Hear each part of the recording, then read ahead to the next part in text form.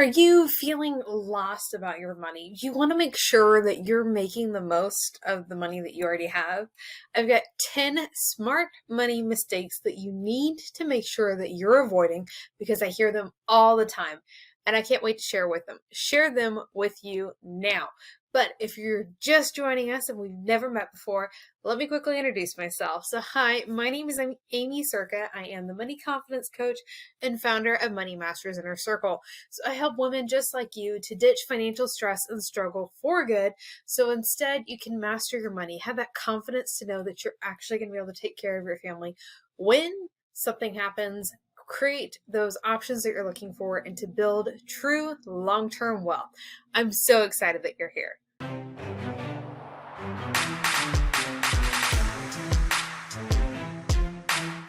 If you're looking to make sure you're making the most of your money, you want some smart money strategies so you can do more with your finances, have more time freedom to do and to spend with people that you love, make sure to hit the subscribe button and ring the bell to receive notifications for all our newest videos. Let's do this. I've got 10 smart money mistakes to avoid for you today. Let's just dive in. The first couple are going to be things that you're probably saying, okay? So, number one, if you're saying, I already know that, it's a money mistake that you're making, okay? There's a quote that I posted, I think it was on Instagram, that talked about, oh crap, who quoted this? But the things that you learn after you think you know everything is what really counts. There's another coach, mentor, somebody that I followed for a long time that used to say, you don't know what you don't know. Some of what you know isn't so, and you've forgotten some of what you do know. So we have to continually work on improving. If we feel like we've achieved this mastery level, I've got it already figured out, I already know that, you're setting yourself up for failure, because especially with finances, it is not a one and done thing. It's not like baking a cake. You have to work continually to improve in your finances, and saying this means you're not. So we're going to turn it around. We're continually working to improve in our finances. All right, that's going to bring us to number two. If you're saying, I don't have time to work on this, I don't have time to do the budget, I don't have time to take the next step with my finances, I don't have time to make it a priority. It's exactly it. You're not making it a priority, because we make time for the things that are important. And believe it or not, when you make time, you can create the systems, which is what I'm all about, systems fanatic. Like, you create the system so that it's run on autopilot and you're just checking up on it. But you have to do the work first. And so many times what we find is when you do the work to uncover what's holding you back in your finances, all the other areas are affected. So the stress level goes down in your relationships. The stress level at work goes down because you've taken care of your finances. That's what we call profit power-ups. So the other areas of your life that as you improve them, they affect your finances. But it goes the other way too. You simply just have to make the time to make your finances actually a priority for you. And that's one of the things that I love about Money Masters Inner Circle, because I designed it for the busy person. You've got a lot going on. So I bring you concise, up-to-date information each and every month in small bite-sized chunks, because you can carve that out of your schedule and make time for that. It's doable, okay? So that was the second one. You're saying, I don't have time. Which brings us to the third one, which is similar to number one, but there's a different vibe to it. Okay, ready for the third one? It's, we're doing pretty good. If you feel like you've got it figured out, then you're doing pretty good. We're making a decent income. It's all right. I feel like we're doing the best we can with what we have. You can't grow from that. So good is the enemy of great, right? If you're not striving towards greatness, then you can never achieve it. Now you might be thinking, okay, but I don't need to have great. I don't need to make millions of dollars. Maybe you're saying I don't even need to make six figures. Although I don't know that I've had somebody tell me that. But let's just say you are. I don't need that. That's fine. I don't need all of that. But the thing is, it's not about what you need. It's about the people that you're called to impact need. So what organizations would you give more to if you were making that higher income? So who's affected because you're okay with good instead of striving for what you're called to be, which is great. So just because you're comfortable with an income doesn't mean that we're doing pretty good. There's always that next level to hit. There's always something to work towards, which again goes back to number one, but it's a little bit different of a feel to it. It's kind of like that I already arrived feel because we're doing pretty good. And I think a lot of people learned in this past year that they weren't actually doing pretty good. Just because you have a great job doesn't mean you're doing pretty good. And that's actually what the financial security calculator is for. If you're inside Budgeting Simplified, then you have access to that. It's a really super useful tool. We're talking all about month end and the month end methods inside Money Masters Inner Circle this month. And I talked a little bit about that too. It's one of the things that I use each and every month to help give a checkup of where we're at. And I'll make sure to list all the resources in the description as well if you want to check them out. Great. Let's do that. Okay, so fourth thing is it's just the way it is.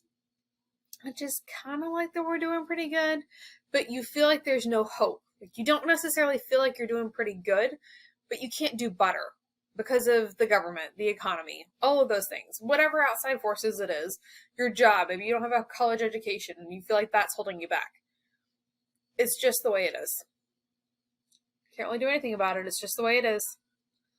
Food cost, transportation, gas, all those things are going up. Inflation, it's just the way it is. We can't do anything about it. Again, this comes from a lack mindset, that we are held back, that we're not thinking about where we can go and how we can grow and create that abundance that we're looking for. If we're stuck in that, it's just the way it is. We have to be looking for those solutions, which is not always easy. But again, that's why we work together in Money Masters Inner Circle. We had that platinum level there that we get one-on-one support. But finding those solutions and just ask yourself, like, okay, if this was possible, like what could it look like? You'll be amazed how often you'll solve the problem yourself there, okay? That was number 4. It's just the way it is. The 5th money mistake that I see people make. If I can make the payments, I can afford it. So you're financing a new car, maybe you're leasing, maybe you've purchased it outright, but you finance the payments, right? Or some sort of recreational vehicle. If you can make the payments, oh, it's fine, I can afford that. Reality, not quite. Now, I understand that we cannot all go necessarily pay cash immediately when we decide to make a change in our finances and go buy a decent vehicle outright. But we can be intentional about how we're spending the money on it and not financing something that's just like a luxury item if we're not to that point yet. There's a level of hitting it, and just because you can afford the payment does not mean it's a smart idea. Even though you do get tax benefits when you buy vehicles, make sure to check with your accountant and have a good accountant at that too. We're going to leave that one at that. Okay, so number 5, if you can make the payments, I can afford it. Not quite. Okay, 6th one. I'm going to do a no-spend challenge to pay off debt. Yikes. Please don't. Please don't start your financial journey with a no-spend challenge. So much like the dieting industry, when we set those New Year's resolutions and we're going to do all these things at the beginning of the year, and then by the end of January, like everyone's fallen off, it's because we're going so hardcore on everything all at once. It's not sustainable. We need to implement slow, sustainable strategies over time, which goes back to I don't have time. You do have time because we're not doing this like transformational thing overnight. We're taking it one step at a time. A no-spend challenge is not the way to go. Because of that. The second part of a no-spend challenge that I often find that causes problems is if you do great and you don't spend anything that month, what we find is the next month you yo-yo back and then you spend more money than you would have if you just would have stayed consistent and maybe cut out like one fast food trip or one treat, even one treat a week or 2 treats a month, something. Again, small, sustainable, that we can build those habits on long term instead of trying to go like all in and then we're falling all out again. Okay. Number 6 was no spend challenge, pay off debt. Please don't do that. And then number 7, if you're using your home as a piggy bank. How many times have you heard, well, homes always go up in value? I think we've learned that's not always the case. I hope so. But how many times are we taking out home equity loans or refinancing to get the cash out of our home. Your home is not a piggy bank. It's great to have equity in there, but you don't necessarily have to spend it.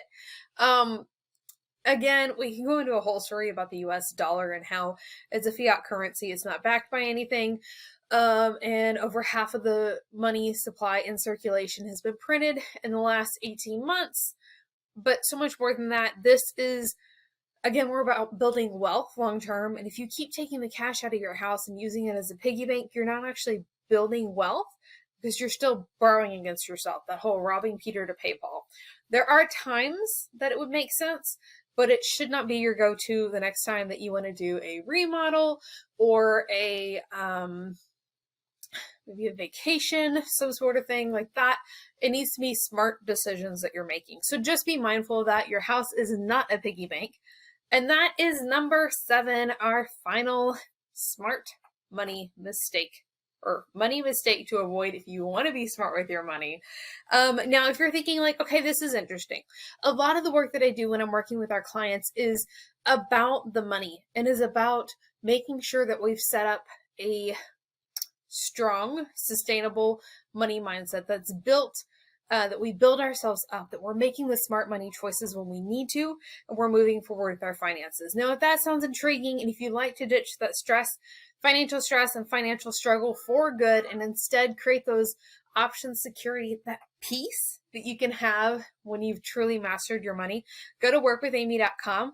We'll book a call, get on my calendar, and we'll have a conversation about how we can work together so that I can help you actually achieve that peaceful, confident financial life that you want to be able to have. So workwithaimee.com, get a spot on my calendar before the spots fill up, and we'll quickly recap.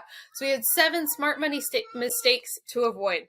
The first one was saying, I already know that. The second one was saying, I don't have time.